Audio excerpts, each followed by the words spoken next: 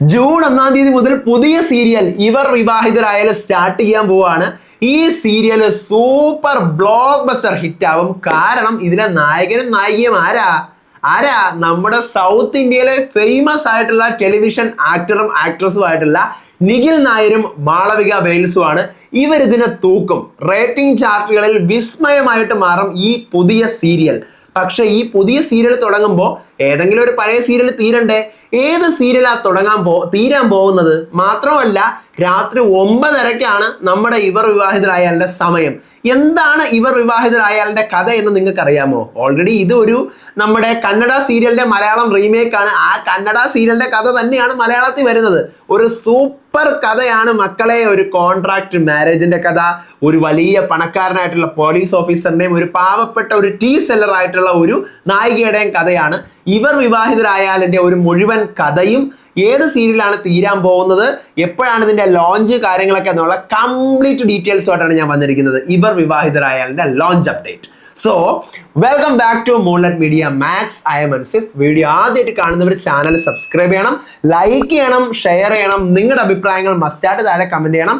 ഇതുപോലത്തെ മലയാളം സീരിയൽസിന്റെ അപ്ഡേറ്റ്സിനും റിവ്യൂസിനും ഒക്കെ ആയിട്ട് ഇപ്പൊ തന്നെ നമ്മുടെ FB പേജും ഇൻസ്റ്റാ പേജും മറക്കാണ്ട് ഫോളോയും ചെയ്യണം. വീഡിയോ ഹൈപ്പ് ചെയ്യാൻ മറന്നു പോകരുത്. അപ്പോൾ ആദ്യം തന്നെ ഞാൻ ഈ സീരിയലിന്റെ കഥ പറഞ്ഞു തരാം. എന്നിട്ട് നമുക്ക് ഏത് സീരിയലാണ് തീരാൻ പോകുന്നതെന്നൊക്കെയുള്ള കാര്യം പറയാം. ഓൾറെഡി ഇപ്പോൾ 2-3 പ്രൊമോസ് വന്നിട്ടുണ്ട്, നിങ്ങൾ കണ്ടിട്ടുണ്ട്. ഇപ്പോൾ ഡേറ്റ് പുറത്തു വിട്ടുകൊണ്ടുള്ള പ്രൊമോ വന്നിരിക്കുകയാണ്. ജൂൺ 1-ാം തീയതിയാണ് സ്റ്റാർട്ട് ചെയ്യുന്നത്.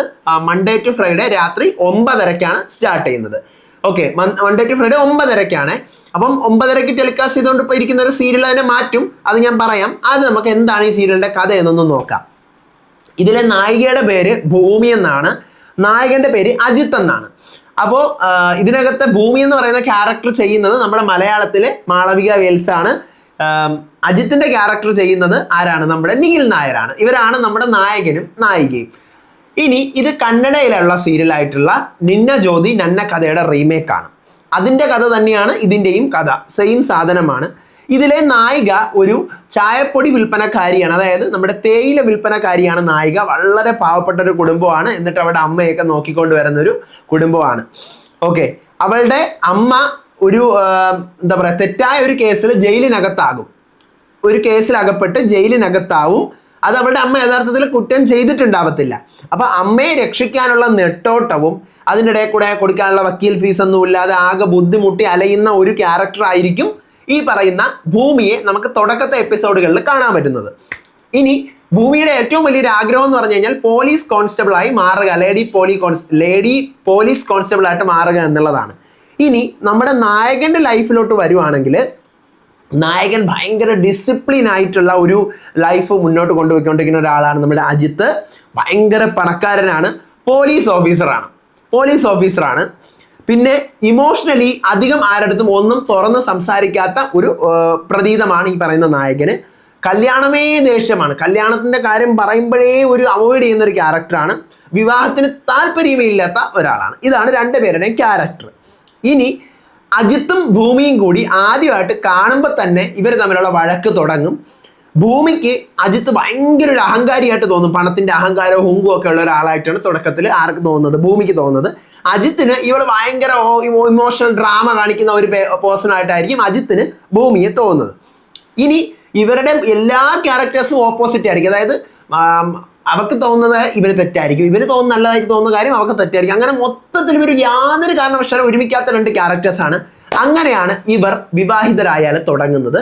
ഇനി ഈ കോൺട്രാക്ട് മാരേജ് ആണ് ഇതിന്റെ ബേസിക് പ്ലോട്ട് എന്ന് പറയുന്നത്. അതായത് ഈ പറയുന്ന നമ്മുടെ ഭൂമിയുടെ അമ്മ തെറ്റായ ഒരു കേസിൽ ജയിലിനകത്താകുമ്പോൾ അമ്മയെ രക്ഷിക്കാനും അതിന്റെ പ്രൊട്ടക്ഷനും ഒക്കെ വേണ്ടിയിട്ട് അജിത്തിന്റെ സഹായം തേടേണ്ടി വരും. അത് നിങ്ങൾക്ക് ആ കഥ കാണുമ്പോൾ മനസ്സിലാവും.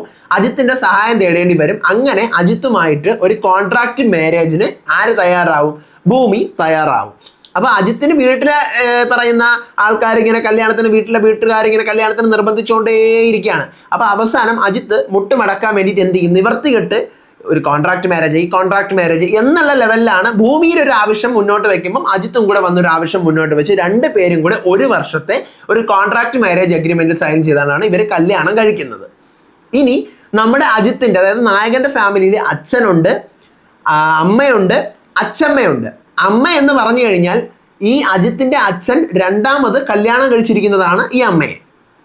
ആദ്യം കല്യാണം കഴിച്ചിരുന്നതിൽ ഒരു മകളുണ്ട്, പക്ഷെ ആ ഭാര്യയെക്കുറിച്ചോ മകളെക്കുറിച്ചോ ഒന്നും തന്നെ പറയുന്നില്ല. പക്ഷെ ഭൂമിയെ ഈ വീട്ടിലേക്ക് കല്യാണം കഴിച്ചുകൊണ്ട് വരുമല്ലോ നമ്മുടെ അജിത്ത്. അപ്പൊ ഭൂമി ഇട്ട് കൊടുക്കുന്ന ചായ അല്ലെങ്കിൽ ഭൂമി കൊണ്ട് കൊടുക്കുന്ന ഓരോ സംഭവങ്ങളും ഈ അജിത്തിന്റെ അച്ഛന് തോന്നും, അയ്യോ ഇതെന്റെ പഴയ ഭാര്യ ഇട്ടുകൊണ്ടിരുന്ന ടേസ്റ്റ് ആണല്ലോ. അപ്പം ഈ പറയുന്ന ഭൂമിക്ക് ഈ അജിത്തിന്റെ അച്ഛനുമായിട്ടൊരു ബന്ധമുണ്ട്. അത് നിങ്ങൾക്ക് അങ്ങോട്ടങ്ങോട്ട് പോകെ മനസ്സിലാവും. ഞാനിതിൽ നിന്ന് മനസ്സിലാക്കുന്നത് ഈ അജിത്തിന്റെ അച്ഛൻ രണ്ടാമത് കല്യാണം കഴിച്ചതാണ് അജിത്തിന്റെ അമ്മയെ. അവരുടെ മകനായിരിക്കും, അവർക്ക് മുൻപുണ്ടായിരുന്ന ബന്ധത്തിലുള്ള മകനായിരിക്കും ഈ പറയുന്ന ആര്, നമ്മുടെ അജിത്ത്. പക്ഷേ ഈ നായകന്റെ അച്ഛൻ ആദ്യം കല്യാണം കഴിച്ചാൽ ഭാര്യയും മക്കളൊക്കെ ഇവിടെ, ഭാര്യ ഒരു മോളുണ്ട്, എവിടെയാണെന്നൊന്നും അറിയത്തില്ല. അപ്പം ആ മകളായിരിക്കും, വർഷങ്ങൾക്ക് മുമ്പ് നഷ്ടപ്പെട്ടു പോയ ആ മകളായിരിക്കും ഈ ഭൂമി.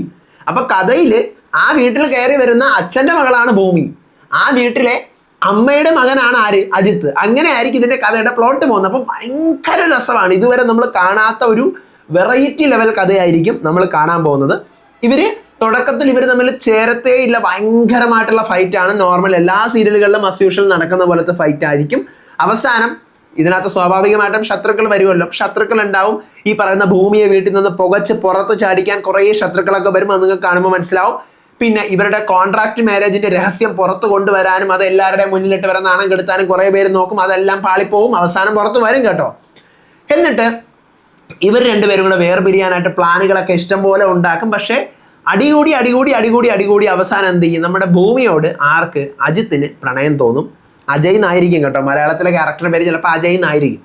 പ്രേമം തോന്നും, ഭൂമിക്കും തോന്നും. അങ്ങനെ അവരുടെ കോൺട്രാക്ട് മാരേജ് ബ്രേക്ക് ആയിക്കൊണ്ട് അവർ റിയൽ ആയിട്ട് ഒരു ലൈഫ് സ്റ്റാർട്ട് ചെയ്യുന്നത്. പിന്നെ അങ്ങോട്ടുള്ള സ്ട്രഗിൾസും ഈ പറയുന്ന നമ്മുടെ ഭൂമിയുടെ ജീവിതത്തിലെ അവൾ എങ്ങനെ കുഞ്ഞു മാറിപ്പോയി, എങ്ങനെ അവളുടെ ഇപ്പോഴത്തെ അമ്മയുടെ കയ്യിലെത്തി, അവളുടെ അമ്മയെ ജയിലിൽ നിന്ന് ഇറക്കുന്നതൊക്കെ ആയിട്ടുള്ള ഒരു super duper block buster serial ആയിരിക്കും തുടങ്ങാൻ പോകുന്ന ഇവർ വിവാഹിതരായാൽ. ഇതാണ് എനിക്ക് പറയാനുള്ളത്. ഇനി ജൂൺ 1 രാത്രി 9:30 ഇത് സ്റ്റാർട്ട് ചെയ്യുന്നത്. അപ്പം നമുക്കറിയാം 9:30 ഇപ്പം നിലവിൽ ടെലികാസ്റ്റ് ചെയ്തുകൊണ്ടിരിക്കുന്നത് നമ്മുടെ ഈ പുഴയും കടന്നാണ്. അപ്പം ഈ പുഴയും കടന്നിൻ്റെ സമയം മാറും. ഈ പുഴയും കടന്നിൻ്റെ സമയം മാറുക എന്നുള്ളത് മാത്രമല്ല, നമുക്കറിയാം ഇനി മൗനരാഗം കൂടി തീരാൻ വേണ്ടി നിൽക്കുവാണ്. മൗനരാഗം ചിലപ്പോൾ 2 ആഴ്ചക്കകം തീരുമായിരിക്കാം.